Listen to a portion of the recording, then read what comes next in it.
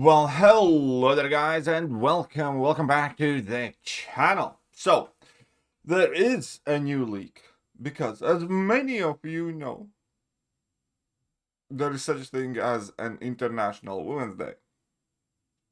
At least some of us know that.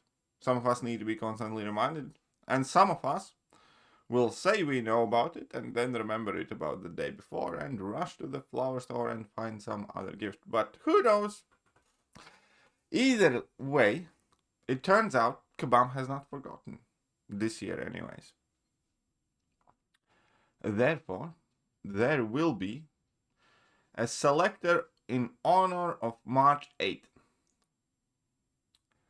Typically, these champions that enter the selector are kind of chosen by ladies in the contest. At which point, I am forced to ask a simple question. What the fuck, ladies? Where's Ghost? Where's Kitty Pryde? Where's Tiger? Where are all the good ones? Possible new 7 stars that this selector will include would be Morningstar, Jubilee, Proxim Midnight, Squirrel Girl, X23, and Rogue. Now, it could also be that Kabam is just giving away the 6 stars and there will be no 7 stars, in which case I suppose this kind of matters a whole lot less, but now I get it. This is meant to be the favorite champions. Alright, so if these are all new 7 stars coming to the game, which one should you choose? It's quite hard to tell, because the likelihood of any single one of these champions getting any meaningful amount of attention or use is slim to none, realistically speaking. Squirrel Girl, I mean, I always kind of liked Squirrel Girl, but let's face it, she was never, even remotely met relevant champion, even when she came out. And she's kind of quirky, but would you use her over, like, the skill staples for anything? Not really, no. Morningstar, that is a champion that kind of could potentially have some use. Number one, because you can kind of catch people on defense with Morningstar. If they do not have a bleed immune champion and your Morningstar's awakened, they will take some damage from that. But that's, fairly niche and yeah. And offensively, if there's some really buff heavy meta, then, she might be decently good. But then again, champions like Longshot and whatnot exist. Still, I could see some specific conditions where a 7-star Morningstar could maybe be useful if you have already invested in the champion. Then we have Jubilee, a champion that's genuinely, I think, the best out of the bunch, because Jubilee can do a whole bunch of things. But the problem is, Mutant Glass is kind of popping off right now, and releasing a 7-star Jubilee, there wouldn't be many people who invest in Jubilee over a whole bunch of other champions. And yeah,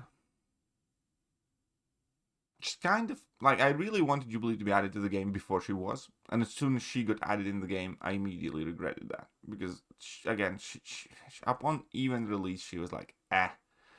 Then you have Proxim Midnight, the champion, that does have some important synergies, and also some unique abilities with her, fairly unique parry and very, very high damage ceiling. So I suppose it's in between kind of Jubilee and Proxima, for me personally, because you can get out some wicked amount of damage from Proxim Midnight. The problem is, still, 10 years in, there's absolutely nowhere where to open her up. Even the latest Everest content doesn't let you do that. There's always damage caps and whatnot. So Proxima is kind of a definition of a homeless champion in MCOC. She just has no home, no place. X23, kind of like her, criminally outdated though. Rogue, again, kind of like her. If a bunch of her synergies would be added to the base kit, she would be cool. We know Swede is going to pick Rogue. And Invisible Woman already exists. I have her fairly high sig, and let me tell you how useless she is. So, That is the state of affairs there. But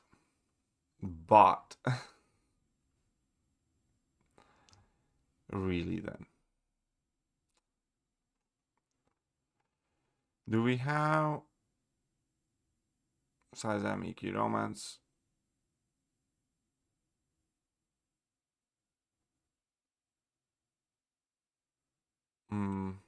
Do I really need to go to Aunt May? When is the last time Aunt May got updated? But still, we could have had Black Widow Clairvoyant. That would have been cool. We could have had Cassie Lang. That would have been cool. We could have had Kitty Pryde, Kate Bishop. Those would be cool. Even Hella would be better. Ghost. Proxima Midnight. She already exists. Will Vision. Valkyrie. Even Wasp. But that's not how it works. So, either way, will these be new 7 stars added in the game?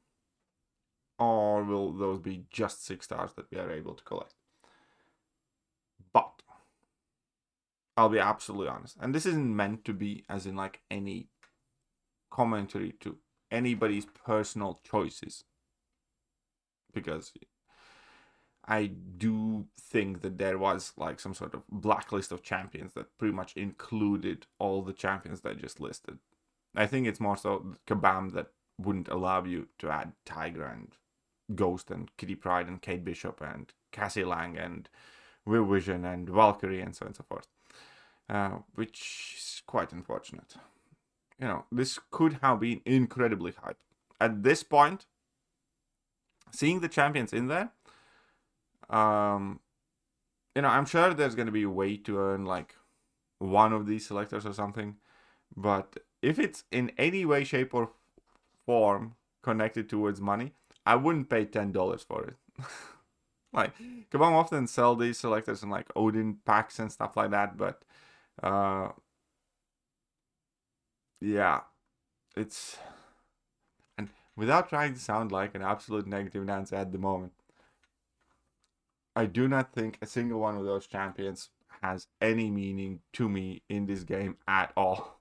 As in, like, getting Sans at Proxima Midnight, sure, why not? But, you know, realistically, I'll just use 6 stars for whatever, and if I don't have Proxima Midnight, I'm not gonna lose any sleep over it.